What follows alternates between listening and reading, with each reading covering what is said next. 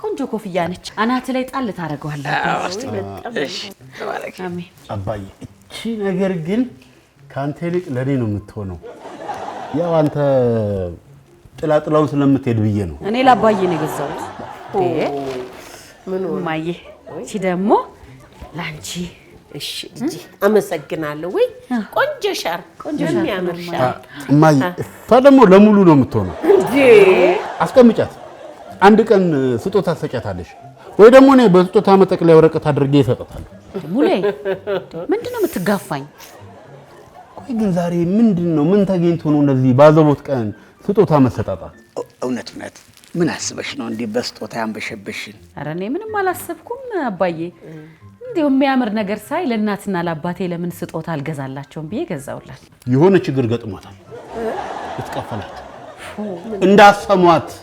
እንዳሰሟት